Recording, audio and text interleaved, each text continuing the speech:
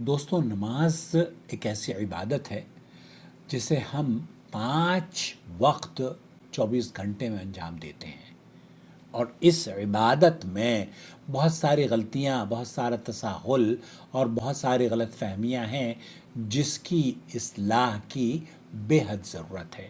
ان غلطیوں میں سے کئی غلطیاں ایسی ہیں جو کہ ہر مسلمان اپنی آنکھوں کے سامنے ہوتا ہوا کرتا ہوا دیکھتا ہے کسی دوسرے بھائی کو، لیکن ٹوکتا نہیں ہے۔ خاص طور پر وہ ائمہ، وہ مساجد، ہم اپنی مساجد میں اگر دیکھیں تو بہت سارے لوگ ایسی غلطیاں کر رہے ہوتے ہیں جن کو متنبہ کرنے کے لیے خطیب کو خطبے میں بیان کرنا چاہیے، لیکن چونکہ وہاں چندے مل رہے ہوتے ہیں اس لیے وہ کسی کی اصلاح نہ کرتے ہوئے خاموشی سے خود بھی کرتے رہتے ہیں اور ان کو بھی کرنے دیتے ہیں۔ یہ چینل آپ کا پسندیدہ چینل ہے اور اس میں ہم تحقیق کے بعد آپ کی خدمت میں ویڈیوز روزانہ لے کر حاضر ہوتے ہیں۔ آپ بھی ہمارے چینل پر روزانہ تشریف لایا کریں تاکہ ہماری آپ سے ملاقات ہوتی رہے۔ نماز کی جو غلطیاں ہیں ان بڑی غلطیوں میں سے کچھ غلطیاں آپ کی خدمت میں پیش کرتا ہوں۔ پہلی غلطی ہمارے یہاں یہ ہوتی ہے کہ جناب لمبی چوڑی نیت کی زبان سے ادائیگی۔ نیت کرتا ہوں میں اس نماز کے واسطے اللہ تعالیٰ کے، میرا کعبہ شریف کی طرف پیچھے سے امام کے اللہ اکبر۔ یہ جو نیت کرنا ہے یہ کسی بھی نہ تو قرآن میں اس کا ذکر ہے اور نہ ہی حدیث میں ہے، بلکہ مفتی مملکت سعودی عرب سے یہ سوال پوچھا گیا تو انہوں نے کہا قل اتعلمون اللہ بدینکم، تم ان سے پوچھو کہ کیا اللہ کو اپنا دین جتانا چاہتے ہو؟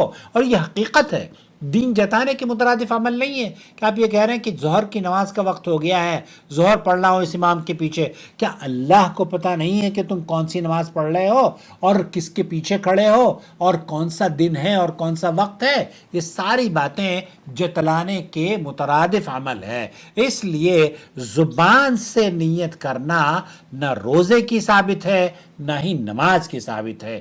اس لیے آپ کو یہ چاہیے کہ دل کے ارادے کا جو نام ہے وہ نیت ہے۔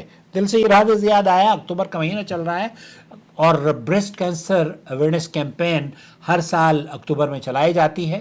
میری اہلیہ کو بھی گزشتہ دنوں بریسٹ کینسر ہوا، الحمدللہ اب تو وہ شفا یاب ہو گئی ہیں۔ اللہ تعالی ہمارے بیماروں کو شفا یابی بخشے۔ تو یہ جو سائن آپ دیکھ رہے ہیں یہ اویئرنیس کیمپین کا حصہ ہے۔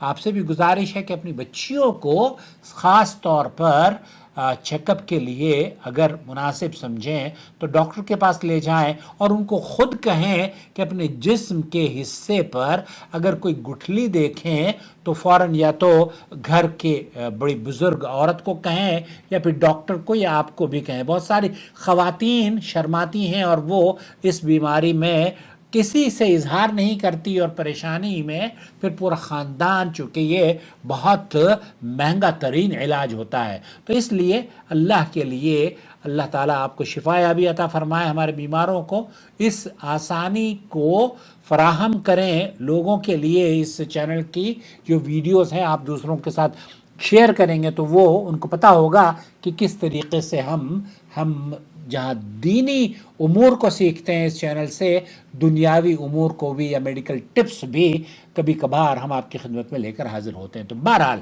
انما الاعمال بالنیات، اعمال کا دار و مدار نیت پر ہوتا ہے اور نیت کا محلہ قلب، تو آپ کو زبان سے کہنا ضروری نہیں ہے۔ نمبر 1۔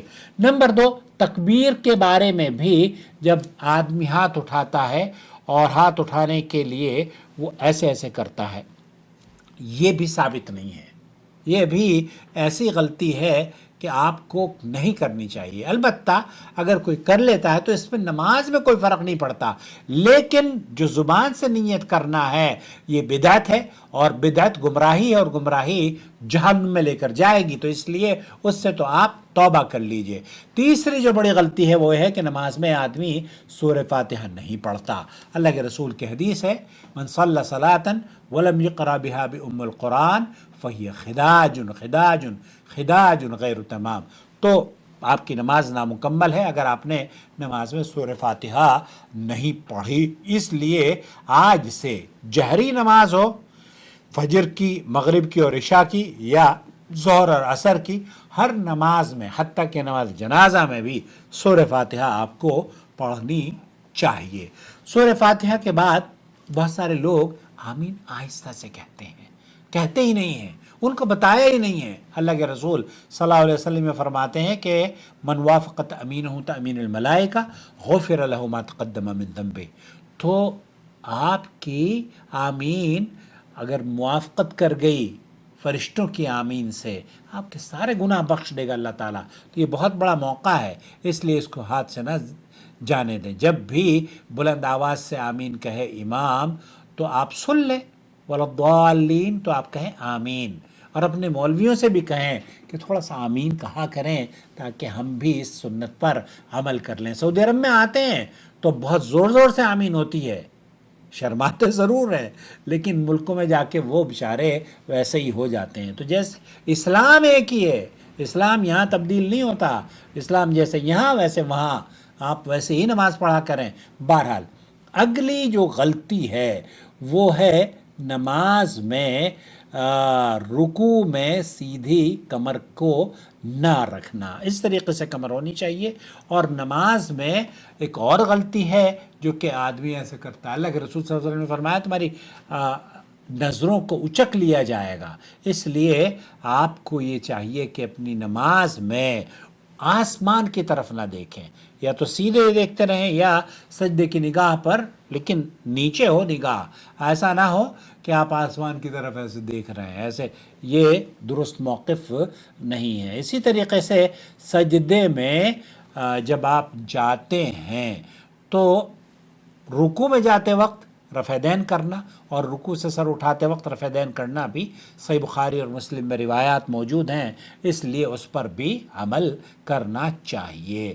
اس کے علاوہ آپ جب سجدے میں جاتے ہیں تو سجدے میں زمین پر پیر نہیں ہوتے، بلکہ اکثر لوگوں کو دیکھا ہے وہ تو بعض مرتبہ تو پیر کے اوپر پیر رکھے رہتے ہیں، تو یہ نماز باطل کر دیتا ہے، آپ کا سجدہ باطل ہے۔ اس لیے آپ کی نماز اس وقت تک مکمل نہیں ہوگی جب کہ آپ کی پیر زمین میں گڑے نہ ہو، زمین میں آپ کے ہونے چاہیے۔ شیخ بن باز یہ کہتے ہیں کہ اس میں اگر آپ پیروں کو ملا کر رکھنا چاہتے ہیں تو یہ آپ کی مرضی ہے، لیکن جو حدیث سے ثابت معلوم ہوتا ہے کہ اس میں کوئی تخصیص نہیں ہے، آپ جس طریقے سے نماز میں کھڑے ہوئے تھے ویسے ہی آپ اپنے پیروں کو رکھیں سجدے کے اندر بھی۔